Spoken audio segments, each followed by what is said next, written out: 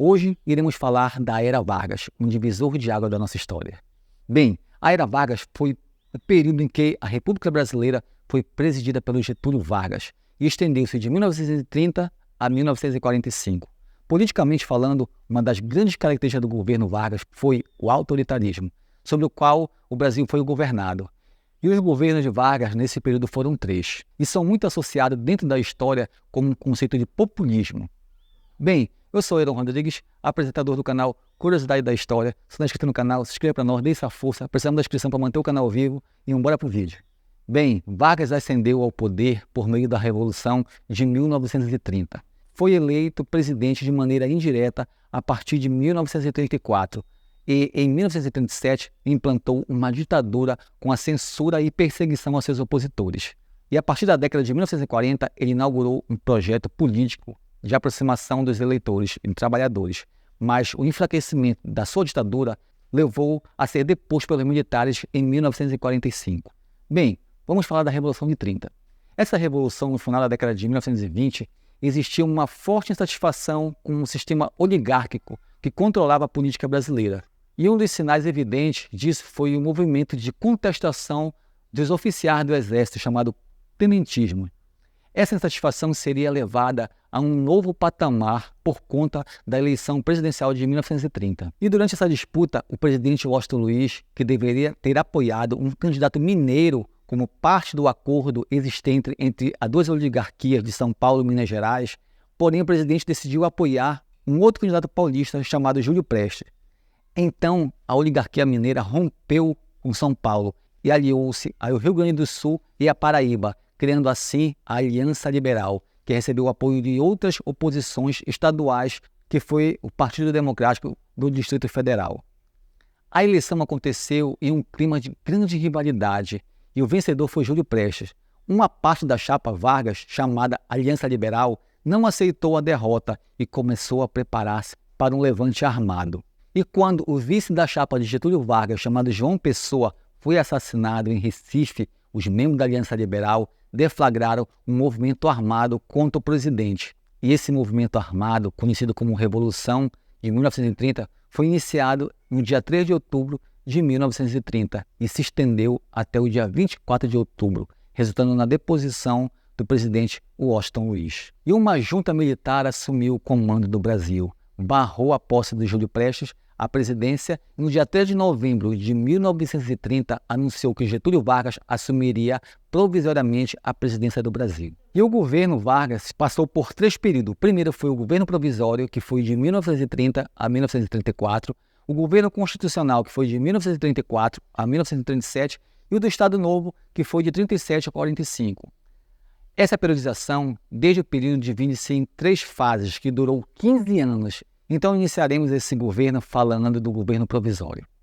Esse foi a primeira fase do governo de Getúlio Vargas, que foi entendida quando se iniciou como um movimento de transição até que o país elaborasse uma nova Constituição por meio da formação de uma Assembleia Constituinte. Todavia, não era a intenção de Getúlio Vargas fazer a constitucionalização do Brasil, e sim promover a centralização do poder. Assim, Vargas agiu para que essa centralização acontecesse, promovendo a dissolução do Congresso Nacional e atuando politicamente de maneiras a sustentar-se na presidência, sem que fosse necessário recorrer-se a elaborar uma nova Constituição. E essa atitude de Vargas desagradou sua relação com os paulistas e os grandes poderosos da Revolução de 30. Como consequência desse desgaste, iniciou-se a Revolução Constitucionalista em 1932. Esse movimento, os paulistas exigiu ter direito a nomear seu próprio interventor e falaram que uma nova Constituição tinha que ser elaborada. Militarmente, os paulistas perderam, mas politicamente eles conseguiram que o presidente autorizasse a formação de uma Assembleia Constituinte. Dessa Assembleia nasceu a Constituição de 1934, reconhecida pelos historiadores como um documento bastante progressista para o momento no qual foi inspirada na Constituição de Weimar, vigente na Alemanha. E essa promulgação de uma nova carta também contou com uma eleição indireta que reelegeu Vargas para mais 4 anos de mandatos no Brasil. E de acordo com a Constituição, que foi elaborada recentemente, Vargas jamais poderia candidatar-se para uma reeleição, porque seria inconstitucional. Ou seja, em 1938 ele não poderia concorrer. E esse período provisório também contou com o surgimento de instituições importantes como o Ministério do Trabalho. Além disso, uma reforma eleitoral que aconteceu em 1932 garantiu o direito do voto às mulheres. Isso era novidade e amplamente revolucionária para o momento. E agora iremos falar da segunda fase do governo Vargas, que foi a fase constitucional. Esse período em que a fase deveria ter se formada em um governo constitucional e democrático no Brasil. Entretanto, o que se viu foi Getúlio Vargas atuando nos bastidores para implantar um regime ditatorial. E no cenário político presenciou-se a radicalização influenciada pelo que acontecia na Europa. Disso, dois grandes grupos políticos surgiram: a Ação Integralista Brasileira, a AIB, e a Aliança Nacional Libertadora, a ANL.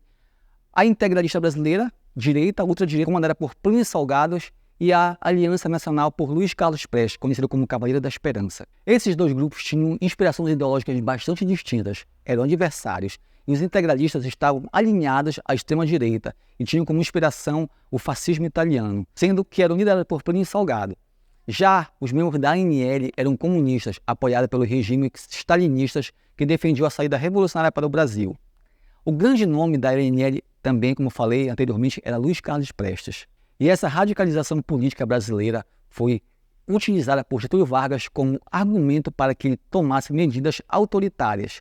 E em novembro de 1935, os comunistas da ANL deram início a um levante que ficou conhecido como a Intentona Comunista. E esse levante aconteceu em 3 cidades brasileiras: Natal, Recife e Rio de Janeiro, mas fracassou. E Vargas solicitou a implantação de um estado de sítio. E o Brasil permaneceu nessa situação até 1937. Os envolvidos com a Intentona Comunista foram severamente perseguidos e passaram por torturas e prisões policiais. A partir disso, Vargas colocou em prática o seu projeto de centralização de poder em novembro de 1937. Ele apresentou o Plano COI, um documento falso que tratava de um suposto golpe comunista contra a nossa democracia, ou seja, haveria uma suposta invasão comunista no Brasil. E explorando o medo do comunismo, Vargas realizou um autogolpe, cancelou as eleições de 1938, fechou o Congresso Nacional e outorgou uma nova Constituição, bastante autoritária.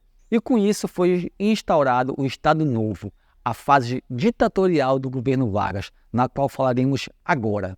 Bem, o Estado Novo foi a terceira e última fase do governo de Vargas. Nesse período, o Brasil esteve em uma ditadura. As marcas desses anos foram a centralização do poder e a redução considerável das liberdades civis e a utilização da propaganda para ressaltar a realização do governo e aproximar o ditador das massas. E Vargas, nesse período, governava o Brasil em decretos de leis. Assim, não havia nenhum tipo de preocupação do que era proposto por ele, porque não existia legislativo e porque, como ditador, sua vontade era a lei. Ou seja, não precisava do Congresso para aprovar nada, ele mesmo fazia suas leis através dos decretos. Congresso, assembleias e câmaras ficaram fechadas durante o Estado Novo e não era permitido a existência de partidos políticos. O Estado Novo existia censura e áreas como a arte, a imprensa, sofriam a atuação do Departamento de Imprensa e Propaganda, o DIP. O DIP conduzia ações de promoção e imagem do presidente e anunciava diariamente feitos do governo. E nesse período, Vargas realizou uma aproximação dos trabalhadores e desenvolveu um projeto político que ficou conhecido como trabalhismo. E nesse projeto ele mantinha contato direto com os trabalhadores e implantava benefícios inéditos para que esta classe ficasse satisfeita. E esses benefícios, então, como o salário mínimo e a consolidação das leis do trabalho, a CLT. E durante esse período, o Brasil envolveu-se com a Segunda Guerra Mundial, e isso mudou o panorama político do nosso país. O apoio que a ditadura Vargas tinha das elites políticas e econômicas enfraqueceu-se, e a posição de Vargas começou-se a ser questionada. Vargas procurou realizar reformas políticas, mas foi obrigado pelos militares a renunciar ao final do governo em 1945.